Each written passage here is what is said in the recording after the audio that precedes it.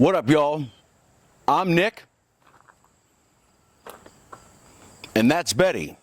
And welcome to Betty and Friends, a channel dedicated to the community and culture of the Volkswagen bus family, specifically split windows, bay windows, Vanagons. This episode, we're sending it full, heading out west, somewhere in Arizona. We'll see you there.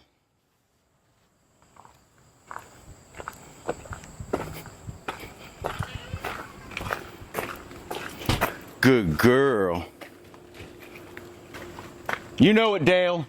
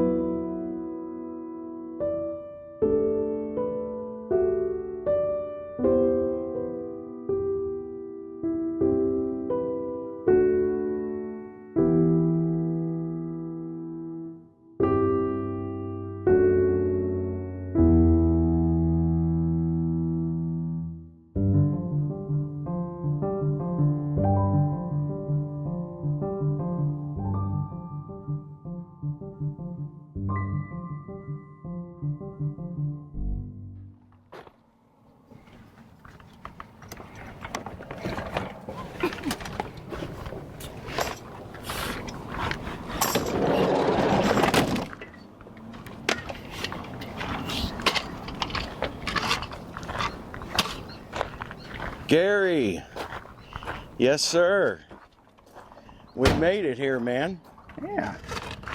So you want to be off camera or on camera? We're on it right now. We'll see. You'll actually walk us through your van again. Oh, really? Yeah, we do a tour if that's fine with you. There's not much to see. It's. Is there anything that you would want to share? Any things about Turd that usually what I try to do is anyone, like things that you've done to make Turd yours as far as like setup or places or anything like that? Not really. Okay. Here's one sticker that people might find interested. If you go to this website here, that's the very first VW bus listserv. And I think if you go to it, you can still find, I think they have all the emails archived. Okay. And there'd be a lot of stuff on that. Very cool. There's the website. But that was from the 1990s. It started in 94. Okay. Did you add any of these stickers? What came with it? There's some back here. What? These are Burning Man ones for working on different art projects. Okay. They allowed me to drive before the thing opens and after, but... Okay. Well, and that's one thing too. So when you got Turd, what were some things that Turd had, and what were things that you've added to Turd? Mostly I've just broken things off Turd. Okay. Everything's been rebuilt and worked on. There's nothing that I haven't touched literally. Okay. So it's basically, it's very dusty. Yeah, as it should be. Been to Burning Man how many times? You were telling me. This one, since 2008. It's 2008. Lots of dust. But it's a mess in here. Well, it's a Burning Man. It's an all-utility vehicle. I broke down on the trip. Yeah. The 20-minute trip here from my home, and I broke down once, and okay. fuel problems, and I mean, if there's a Vanagon that's got history and that's, I mean, I know you can't say seen it all, but man, this thing has seen some things. This is, I mean, what were some of the biggest challenges of the projects that you've done on Turd over the years? You know, you've done a lot, obviously. So what were some of the Trickier ones? Yeah, what took a long time? I mean, engine rebuilding it's not that difficult. Transmission rebuilding is more difficult. The front ball joints are very difficult. Are they? Okay. The gas tank is a pain in the butt. Fuels, everything's kind of a pain in the butt. Is your fuel tank like mine, where you pretty much have to pull the engine to get to the fuel tank? Is it? No, Oh, no, okay. The fuel tank lives right underneath here. Really? Oh, okay. And I didn't know that. in January, I had to fix that, but it's still not working right. What's been the issue? Is anything inside of it or the lines? Well, that's what I thought. I had the thing flushed and sealed in 2008, and I thought, well, that fixed it. So you just assume that it fixed it, but it still has problems with the fuel basically running out of the tank, and it's like, I don't know what it is. Okay. And your suspension, it's all pretty stock as far as height. You haven't raised it or anything like that? Yeah, it's raised a little bit, Okay. but the amount it's raised more compensates for what the original springs were. So it's about the same height as stock. It's got great clearance, yeah. Right, your fuel tank engine, I didn't know that. For the rears, I went to a secondhand store and got a half-inch thick nylon cutting board, kitchen cutting board. Okay. And I cut out with a saw, little spacers. And yeah. Yeah. And then can we take a look at your front dash? Any light additions? Is it all pretty stock for the most part? Yeah, I think so. I think it's pretty stock. Okay. I've got some of the plastic covering off because, well, if something breaks, I don't really need it. Dust. God bless this dust. And I've had the instrument thing apart many times. Okay. And it sort of works. Any special significance with the bird up here? I've always keep a bird there. Okay. Yeah. Yeah. There's no reason not to have a bird there, I don't think. Yeah. How are the Vanagon seats? They look comfortable. You got armrests. I don't have that. These are not the ones that came with Turd. Okay. But these were available on the Wolfberg's edition. Okay. And the better ones. And they're actually fairly comfy. The ones that came with this were really awful. Okay. Are these? What year were these seats? Well, a friend, I think these were off in 85. Okay. And my friend had an 85 Weekender, and he found out that the Eurovan seats were even better. Okay. And they could be put on. So I helped him put the Eurovan in his Weekender, 85 Weekender, and he gave me the old one. So I did pretty well. And those seats, they do swivel. The passenger swivels back. They do. Yeah, they swivel, and that's actually a nice feature when you're camping, and you can talk to the people in the back. Yeah. It just makes the space a lot nicer. And for sure. And you have a table right there, so you can use that as one of your main. Oh yeah. If you're by yourself, at least a main table. Yeah. And Betty was originally pop top. I love. Now, did the awning come with it, or did you? It did. That's a Transon 2000. Okay. Yeah, back in the 70s and 80s, everything futuristic was called 2000. Okay. So this is a Transon 2000. It's made in Santa Ana, California. I used to ride my bike in the 80s past their factory a couple times a week. Okay. And I said, well, what is that company? And then I bought Turd, who had one of those, and they're pretty good. They're pretty good. This one I need to really work on. Okay, yeah. Well, the name like Turd, you have to. It's a constant evolution. And like you said, it's not what you add, it's what you take off. But Turd's not really rusty. Dusty. It's dusty, It's but not rusty, it's dusty. And all these stickers, when we were at that reserve when we pulled over, we looked at some of these, but these are all years of Burning Man. That one as well. All of these, correct? I missed one of them. Is not on there. Okay. This is a bus camp sticker that my friend Heather made, and she made an art card called Busilla, and so that's BZ2 stands for Busilla 2. And Heather's no longer with us, but she was a great VW person and a great friend, even a greater friend. Forever with us. This is a license plate off my motorcycle in New Zealand. Nice. Okay. Yeah. That's their plates. They're square-like. For the motorcycle. Oh, okay. Okay. Now, when you're out in the desert or camping, the tent, I mean, there's plenty of breeze, so you get enough breeze passing through and everything to keep it cool for you? Yeah, I don't really worry about the heat too much. Yeah. Yeah. I'm just curious, what is this? Was this for an antenna, or what was this crank? That's for a CB antenna. Okay. Yeah, I just broke off the radio antenna this morning. I don't know how he did it. It's just Yeah. the cat may have done it. I saw it broken. I assumed I did, but Okay. very Yeah. likely the cat broke it. Death Valley, man. That story you said, it's no joke. The roads down there are, you can get yourself in some serious situations. I don't think I take Turd down there.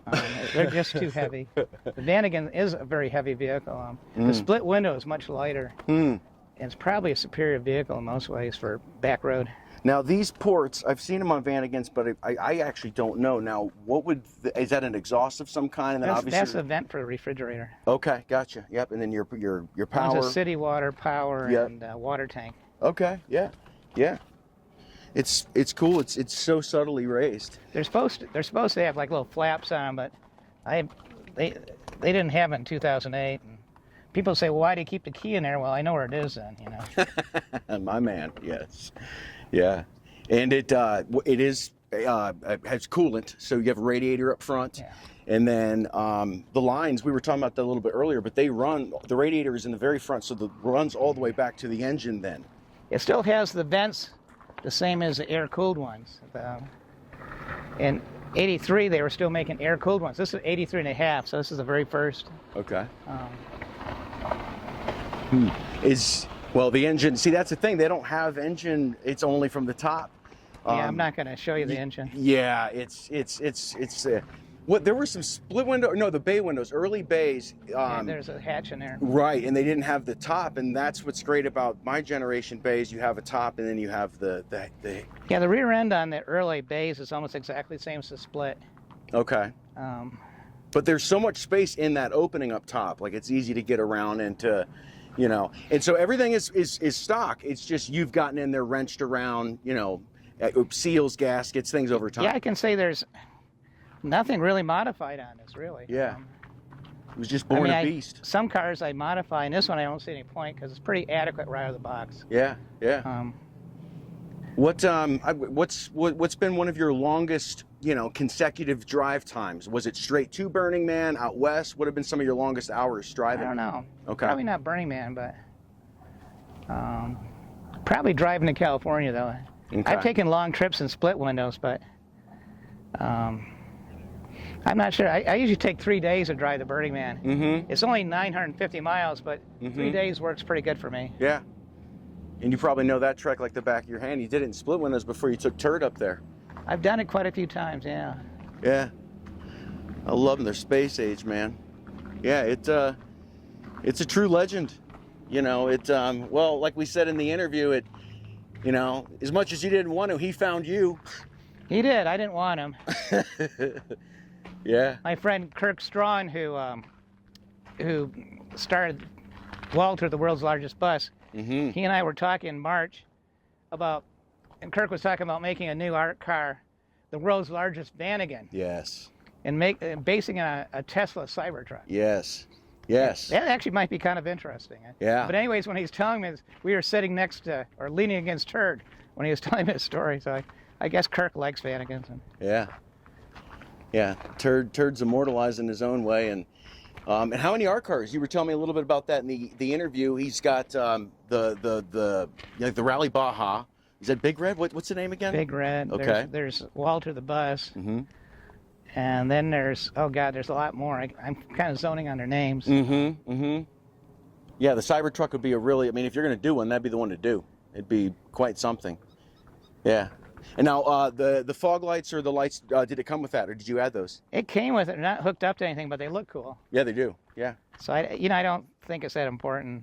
Yeah. That they work. I mean, the headlights by today's standard, these are not super good, but they're not terrible. Mm-hmm.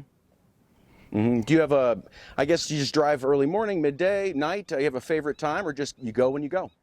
Well, if I'm driving through LA, I like to drive middle of night. Yeah. Okay. Yeah. If there's a nice scenery, I'd rather drive during the daytime when you can see the scenery. Mm-hmm. Mm-hmm. So, but you know, for me, the ideal way to travel is just drive while you're awake and find a nice place to stop and stop. Yeah. And when you're ready to go again, go. Yeah. You know, don't make too much of a schedule. Yeah, yeah. What are some of your favorite places? I know we talked about that a little bit in the interview, but, you know, what are some of your favorite stops? Stops where? Oh, just anywhere, you know, along the road. What are places that kind of surprised you, where you really enjoy, that you found them and that you try to go back to from time to time? Oh, I don't know. I used to like stopping in the little towns in Nevada along the 95, like Beatty and Goldfields and Tonopah. Okay. And even Fallon to a small degree. But yeah, there's just, you know, usually people don't mind if you stop and talk to them and stuff. And, some burners started a project in Goldfields, Nevada that didn't really pan out, so to speak, but they're going to make like a resource center for people driving to and from the Burning Man. And so I used to spend a little bit of time in Goldfields. But I probably did more of my, you know, month, 2 month, 3 month long trips when I was younger into split windows. And I mean, the weird thing is, it's like the split windows much smaller than these. But the thing is, you know, like 40 years ago, I was smaller. Yeah. Right. Yeah. Yeah. Yeah. Yeah. I don't know. I mean, just from my time of interviewing with Steve Vannigan's, they have, even though it's just a few extra inches inside, it's a big van. They're big uns for sure. You know, and it takes you where you need to go and all the things. It joined the family, and you know, when you were telling me over the weekend, it's in Slab City, but it's different than Slab City, correct? Where were you over the weekend? Oh, East Jesus. You can look up eastjesus.org. It has nothing to do with religion. Okay. It's just the name my friend Charlie Russell gave to it. It's an arts project. He squatted on land in Slab City in order to make space for artists to set up studio and work in the wintertime. And it just developed and got bigger and bigger and bigger.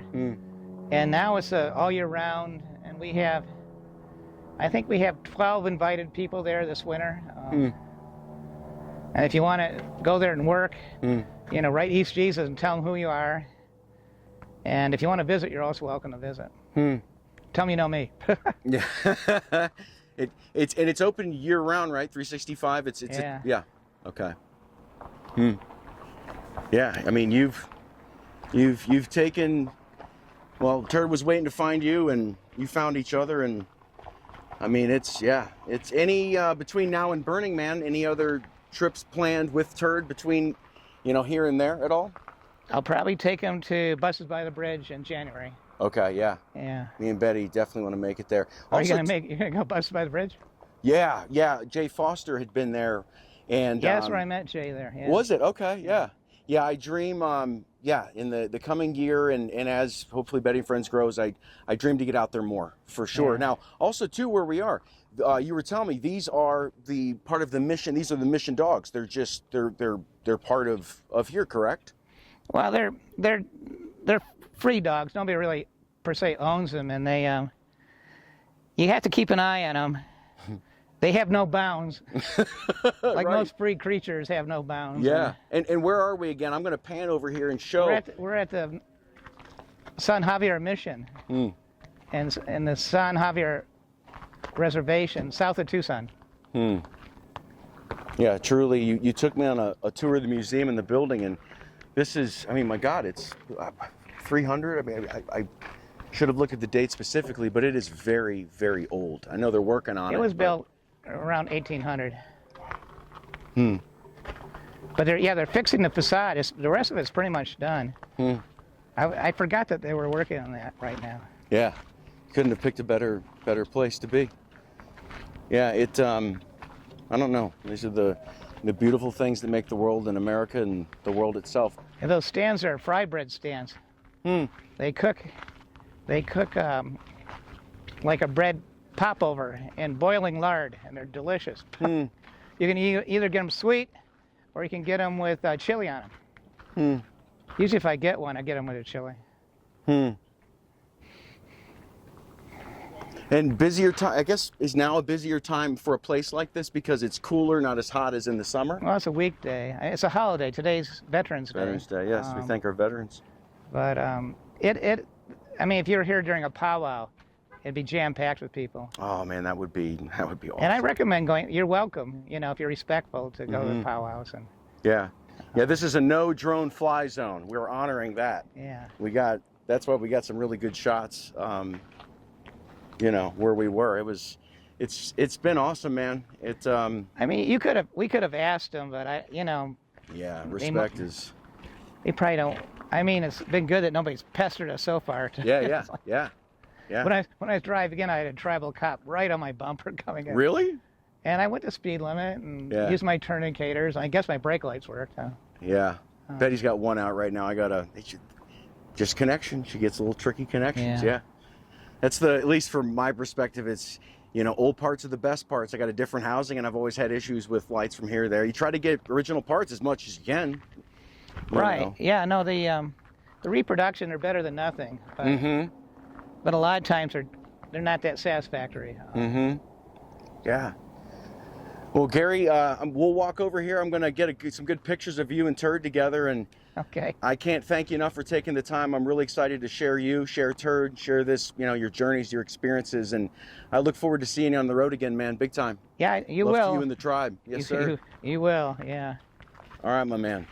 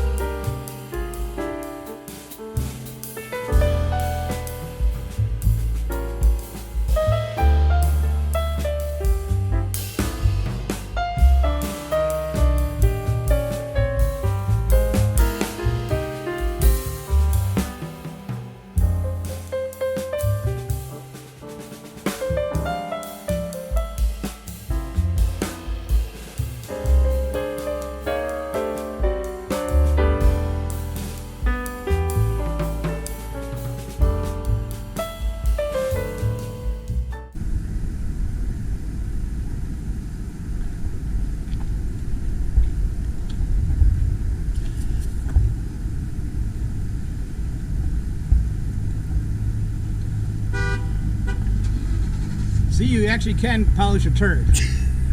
Evidence there, right there. Yes. Looking good. Yeah.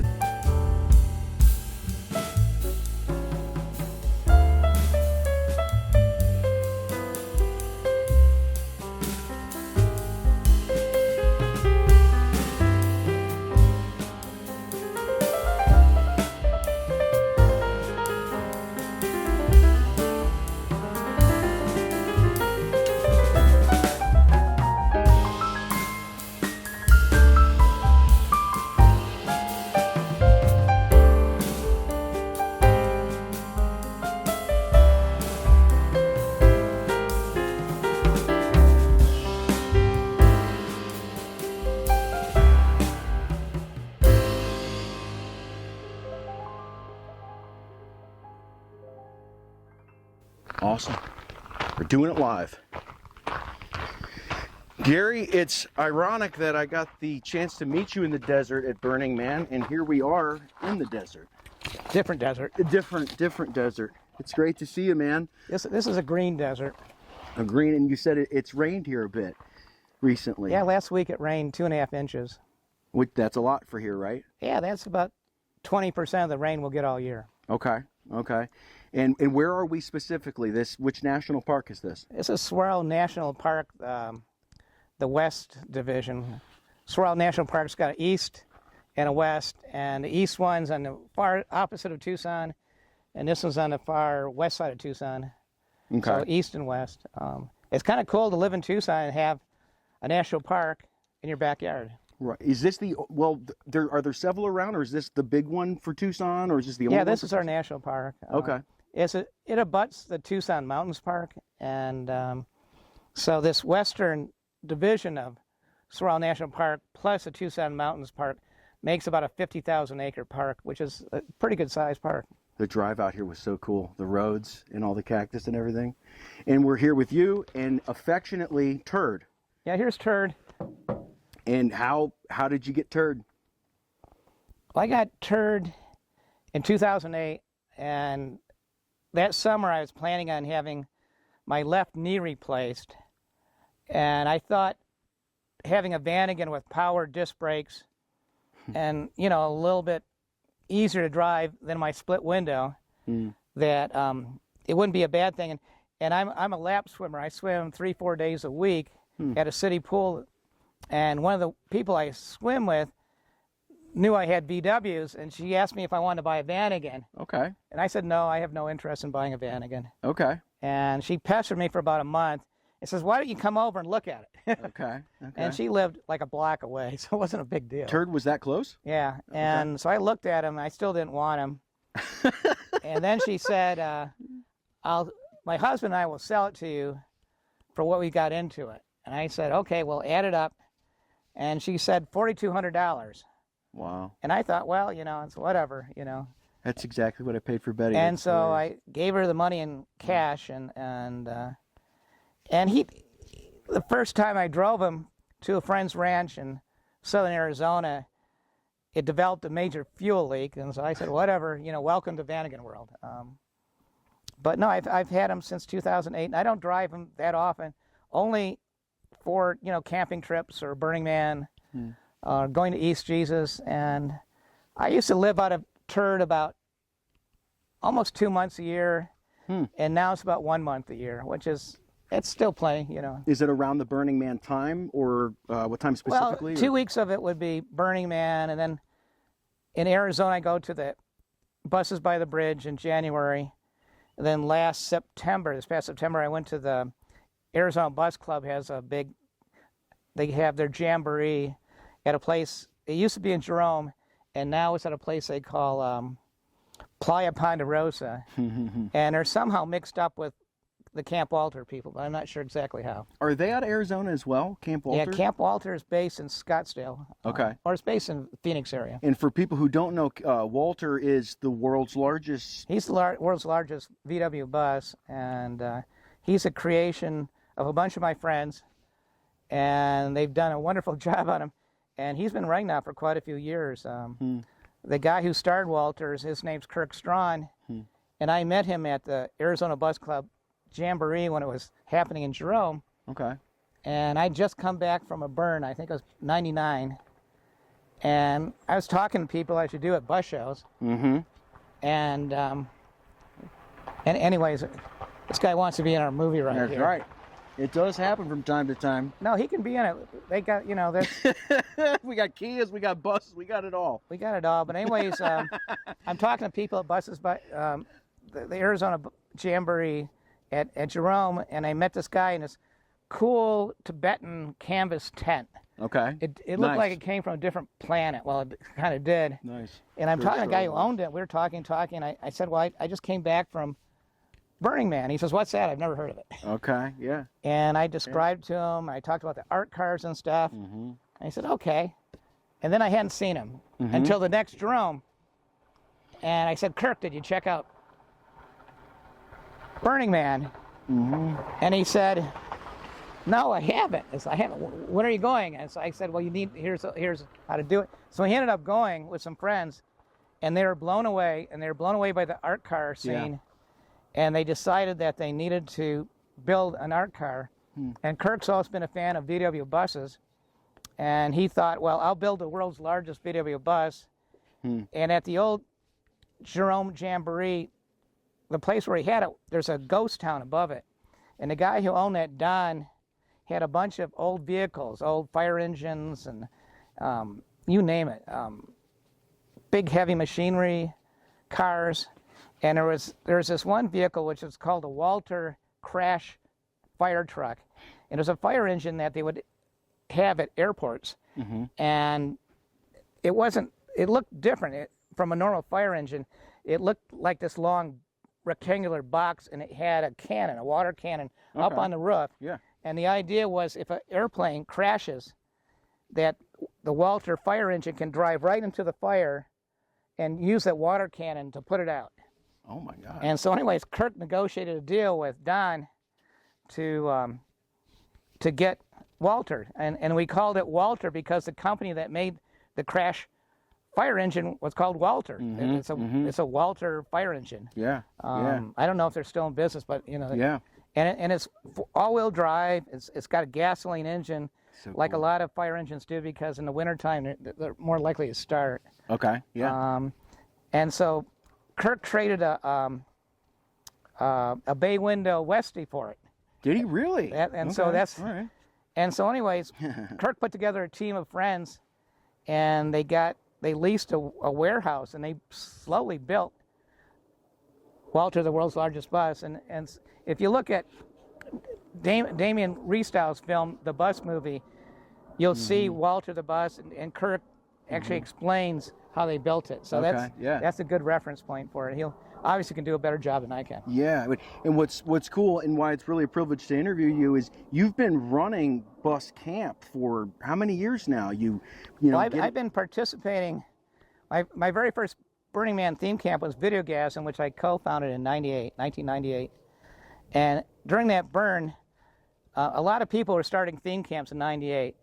And the guy who started VW Bus Camp, we just called it Bus Camp back then, his playa name was Chai Guy. Chai Guy, he saw me in this Volkswagen bus, and he said, Gary, it's like, come see my camp and stuff.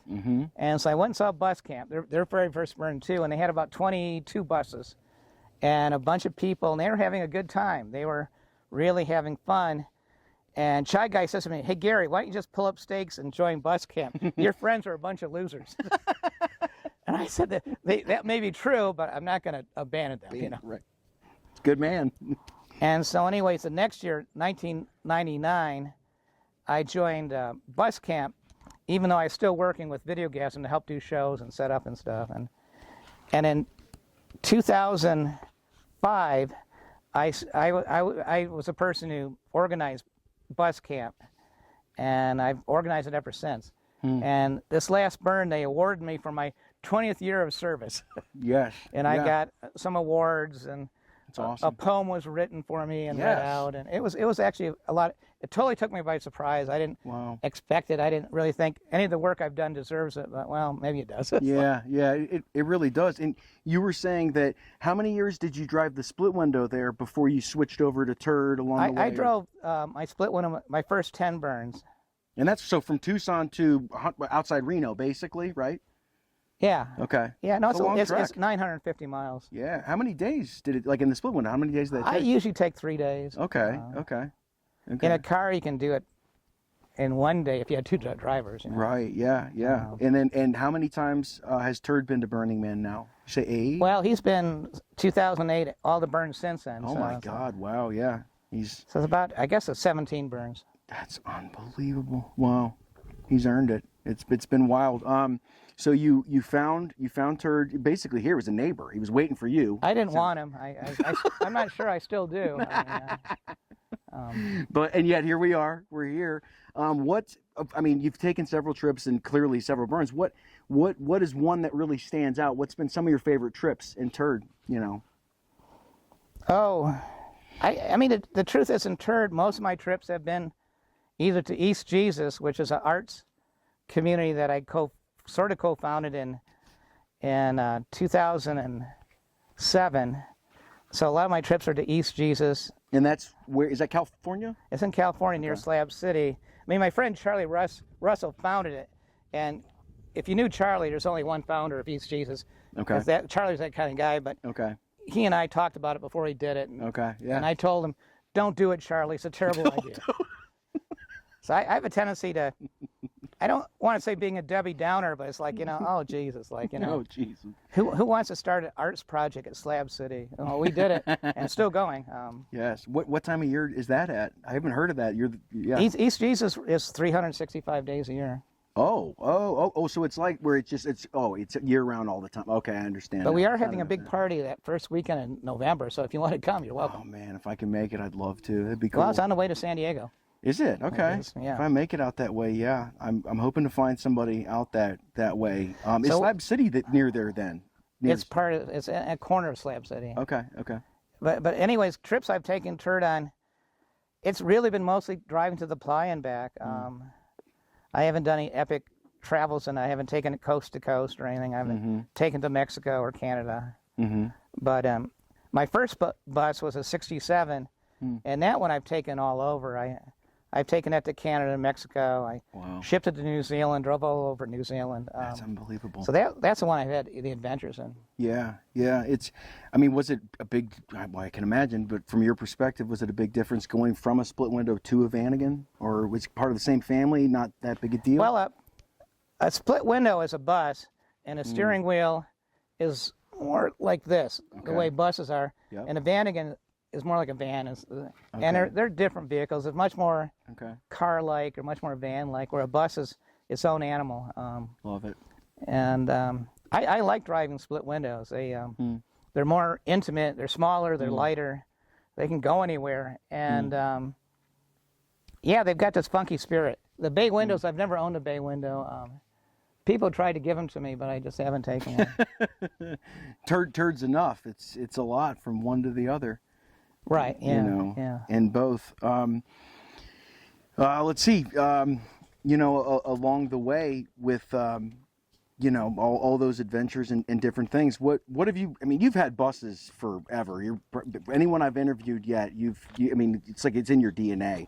But from all the years and everything, what lessons have you learned? What stands out from from owning buses versus anything else, and from your experience in having them? Well, I got my first VW in '73. It was a 1964 Bug, and that's where I kind of learned VWs from.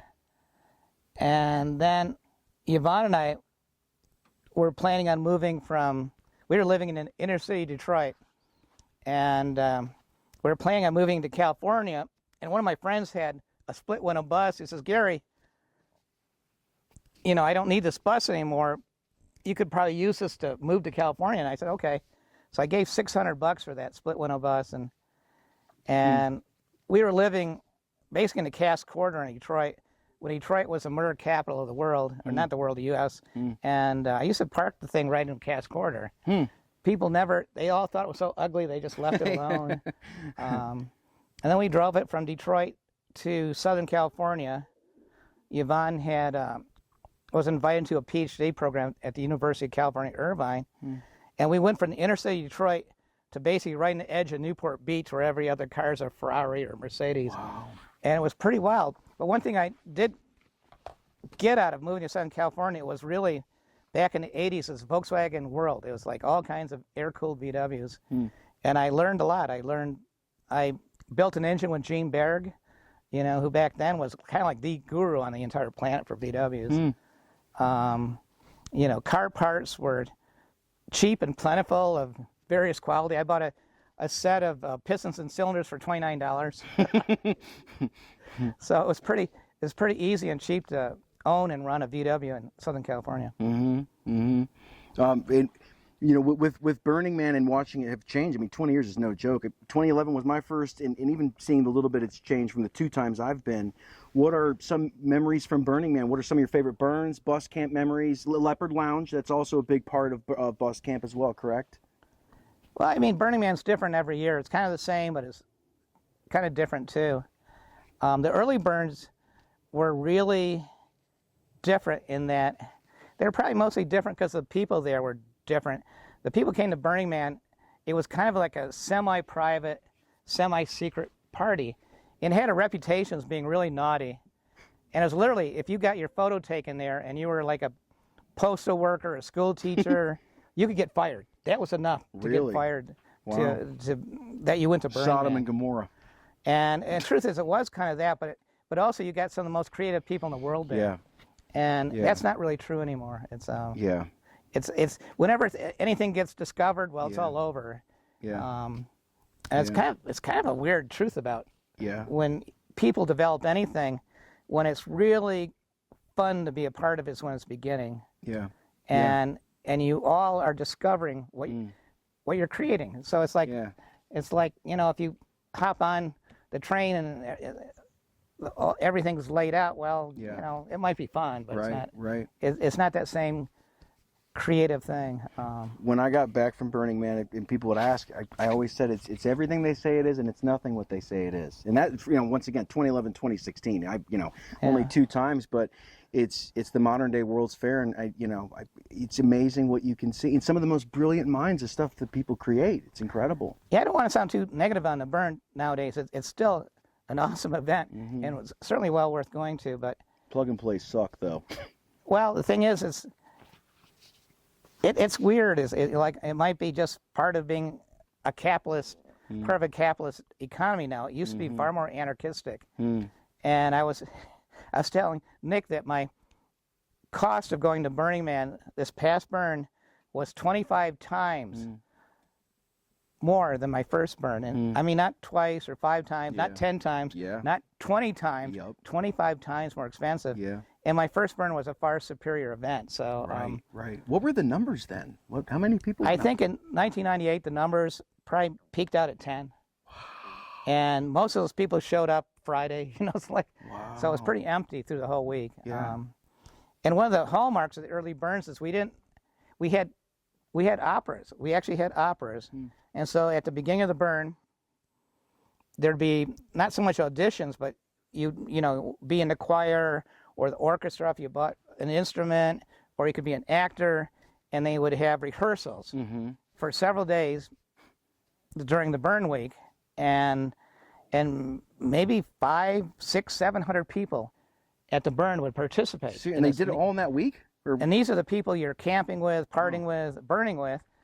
They're preparing this opera, and then the opera would happen Saturday night, and everybody was there. It was by far the best part of Burning Man. Was it at 12 o'clock too, where the temple is, or is that where it took place? No, it's on a playa somewhere. Oh, okay. It wasn't. Okay. We didn't have temple back there. Right. Well, the last opera was in 2000. That's a burn we called Freezing Man. The temperature was just really cold. It went below freezing at night, and it was raining and miserable and stuff. And that was our last opera.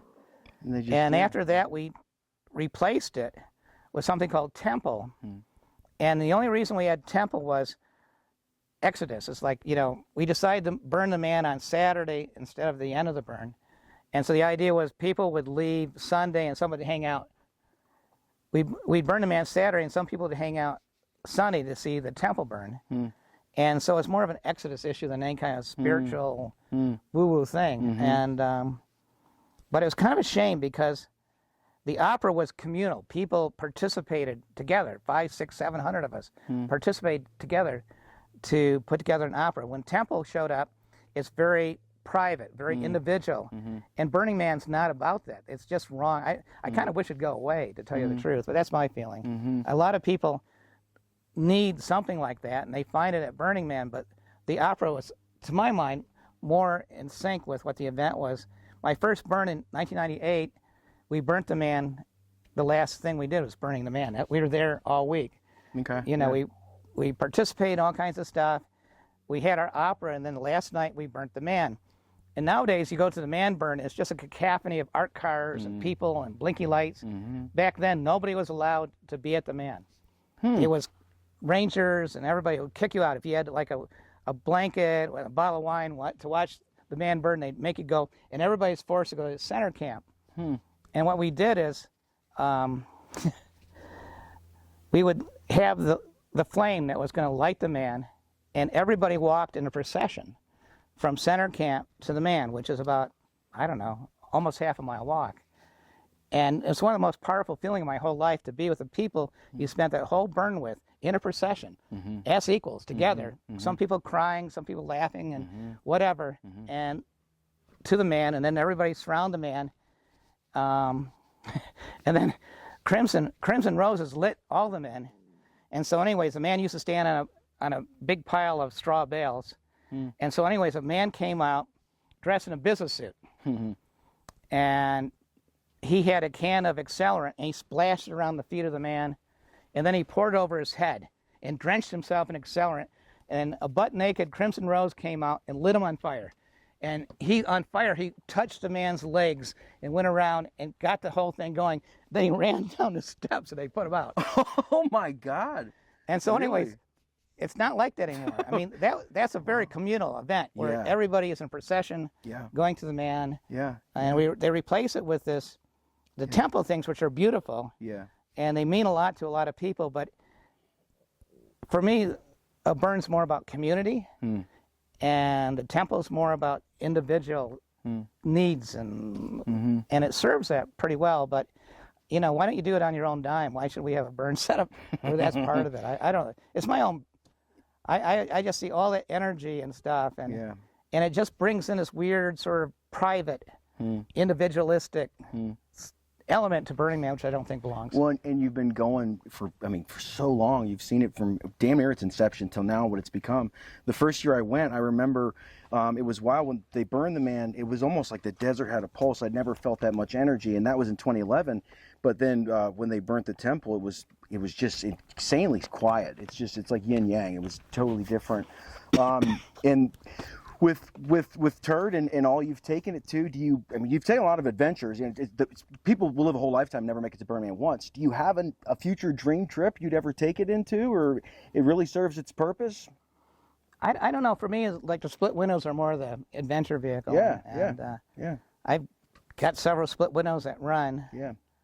And also some of the adventures I've taken split windows on are the kind of things where you're really lucky to get home alive, you know, that kind of thing. And my wife and I, I think it was the winter of '86, I got a library card at Newport Beach Library in California, and they had these great old tour books of the desert.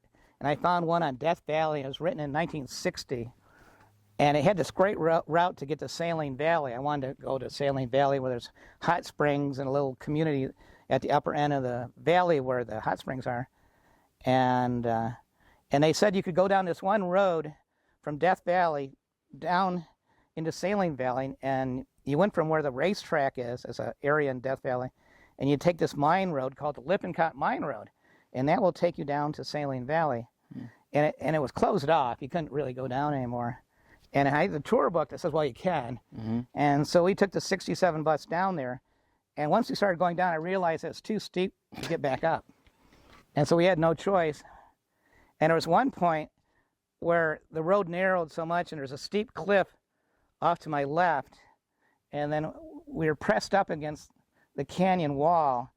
And it was about a 200-foot drop. Oh, my And the outside tires were actually over the edge. And so my wife got out. We figured, well, we didn't both have to die at this. And I pushed the side view mirrors, and I ran real tight against that wall, and we got past it. Then when we got to the bottom of the Lippincott, it was just really, the road was all washed out. And we were getting hung up on these big whoop-de-doos. And so we finally made it to the hot springs, and we're just totally exhausted and stressed out. You didn't die. And we see a campfire, and there's about a dozen men around it, and they're passing around a bottle of whiskey. It looked like whiskey, and we were just like, oh fuck, where did we get to?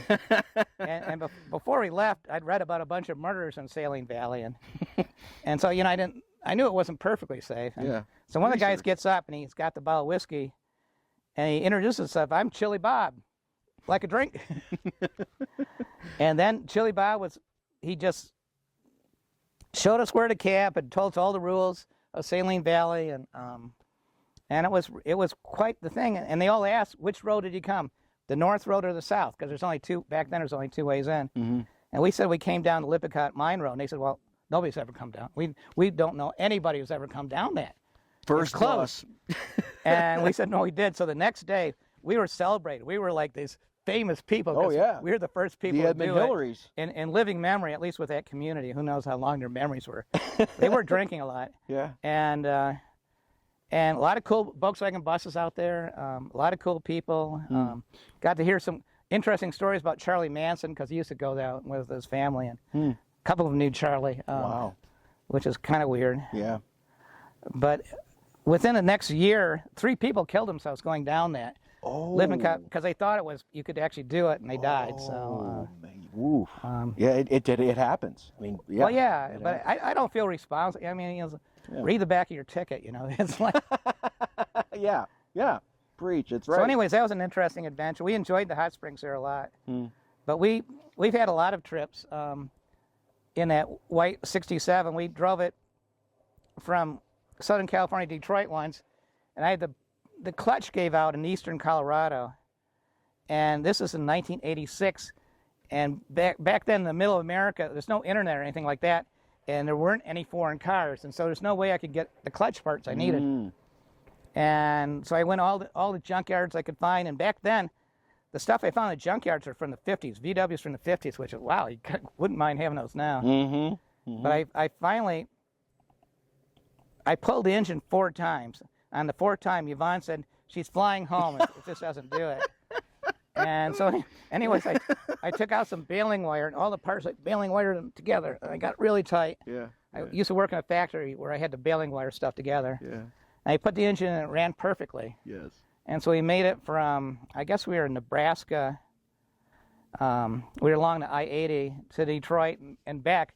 When I was in Detroit, people said, aren't you going to fix it properly? I said, no, I pulled that engine 4 times, I'm done. Yeah. And so we drove it back. And then when I got it home to California, I pulled the engine, and all these little parts tinkled out of it. It was kind of interesting.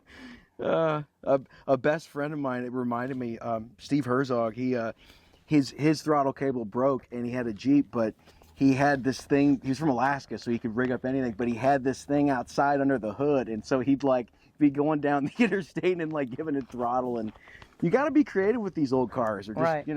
At times. But back then, like you said, with no parts, I mean, you can't even go get a part if you needed it back then. No, yeah, you couldn't, get on your smartphone and order something from Amazon. Yeah, the drones showing up, dropping them off. And Yeah. Yeah, I mean, not having any kind of way to communicate. I mean, it definitely feels a lot safer having a cell phone that works. At Burning Man, it's like you can't use a cell phone there on the whole. Although nowadays people have the satellite systems. Right. But yeah, you'd be out of touch. It's like. When you got into Volkswagen, was it immediately love at first sight? Did you always know it was going to always be a part of your life, or did it just continue to grow as your experiences, your vehicles, and as it?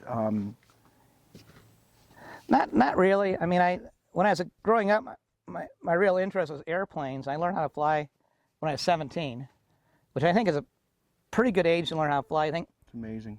15, 16, 17, because to learn how to fly an airplane, you have to take orders, or maybe not orders. It's like your flight instructor is telling you to do something, and you just do it. Where an adult, it's like and whereas when you're a teenager, it's pretty easy.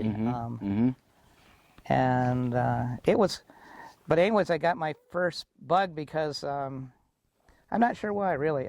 Well, in my family, in Detroit, people were growing up in Detroit or Michigan during the 60s. People were against foreign cars, and that may have been another reason why I got, just to be a little bit off-putting maybe.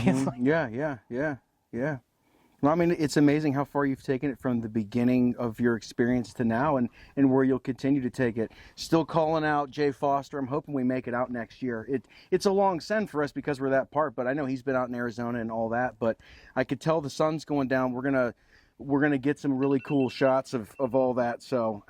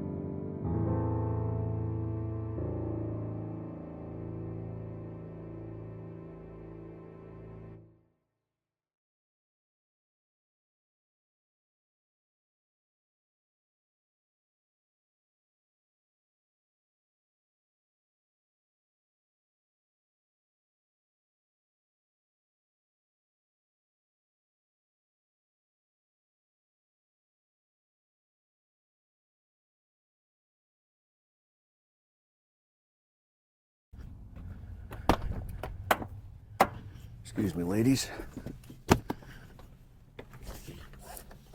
Oh. And another few moments later, and 2,200 miles, and we did it. Gary,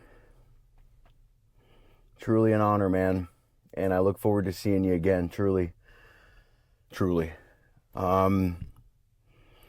I'm sorry it's taken a while to get an episode out. It's been some long months, been some long years. I'm going to try to do a channel update soon, just to let you know. And then I'm hoping that this is the year to really make a push. Money doesn't grow on trees, but I do it because I love it. And I love sharing, the stories, the knowledge, the, dare I say, the souls of both the owners and the buses. If you're struggling and mentally going through a tough time, it's a tough world. Bend but don't break. the Crazy Horse Monument in the Dakotas. They are making some really incredible progress, but you know, it never hurts to bring it up in conversation or to consider donating. To all and every veteran, thank you, thank you, thank you, thank you. Let's look out for our brothers. Adopt, don't shop. If you have dogs, walk them. And when you go out, tip more, 5, 10, 20. Yeah, I'll leave it at that. I'm glad to have this one out. I look forward to the next one. Be good to yourself, be good to each other, be good to your buses, and hopefully see you sooner than the last one. So, love you, Betty. Love y'all.